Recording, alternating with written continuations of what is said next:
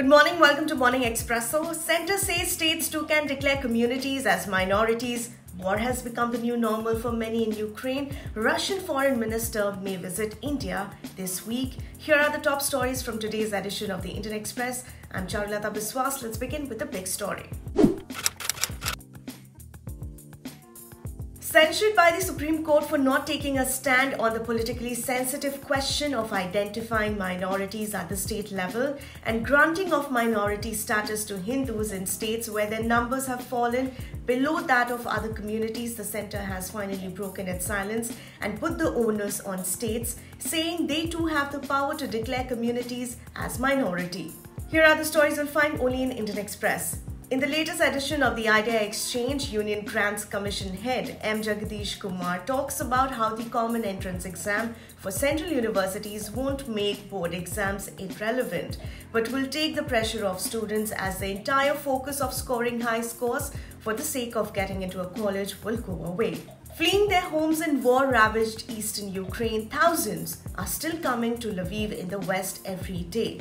As they walk out of the over a century-old grey domed railway station, local volunteers feed them or provide medical assistance. However, there are also a few who are moving back to their homes in the east, lured by an illusion of safety, with Russia announcing it would now focus on the Donbas region. It has been over a month since the invasion started, and war has become the new normal for many. You can read our report on Indian Express.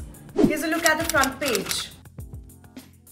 The Income Tax Department has stepped up action on information revealed in records from Pandora Papers investigated by the Indian Express last year, conducting two major search operations this month, one on family members of former Congress Union Minister, the late Satish Sharma, and the other on construction major Hiranandani Group. Amid the conflict in Ukraine, Russia's Foreign Minister Sergei Lavrov is expected to come to India this week, days after the visit by Chinese Foreign Minister Wang Yi. With the war having completed a month, India on Thursday abstained on a resolution pushed by Russia in the United Nations Security Council on the humanitarian crisis in Ukraine. By this, New Delhi has signaled that it was not aligned with Moscow's position over the matter. Here are the must-reads. Reiterating India's need to reorient its approach towards the agriculture sector, Ashok Gulati and Ayushi Khurana write, the union government and the states put together revealed that the expenditure on agriculture, research and development and education hovers around 0.6% of agri-GDP, with a roughly equal share of the centre and all states put together. This is way below the minimum cut-off point of 1%, and the government policy must urgently work towards raising this substantially. While the surviving family members of the 8 victims who were killed in West Bengal's Birbhum district are planning to return to Bogtui village and rebuild lives, the family of slain TMC leader Bhadu Sheikh wonders if they can ever go back. The apprehension reflects a churn in the village's power balance. With Bhadu's death and the subsequent killings, the balance is tilting against his family. Bhadu allegedly ran an extortion and land grab syndicate.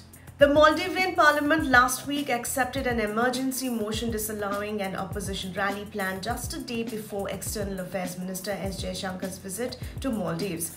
The theme of the rally was India Out, a slogan coined 2 years ago by protesters who claim that the MDP government led by President Ibrahim Solih was sold out the country to India.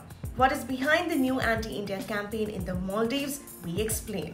Punjab on Sunday won the IPL match by 5 wickets with 6 balls remaining from a gung-ho 71-run opening partnership between Mayank Agarwal and Shikhar Dhawan to Rajapaksa's middle overs, pyrotechnics and cool finishing from Shahrukh and Smith. The team's resolve shone through, trumping a classy RCB partnership between Faf du Plessis and Virat Kohli. In today's Delhi Confidential, President for COP26 and a Minister of State in the British Cabinet Office, Alok Sharma, is expected to visit India early next month, his first since organizing COP26 in Glasgow. He is expected to discuss climate financing, a demand that India has repeatedly brought up at various international forums, including COP26.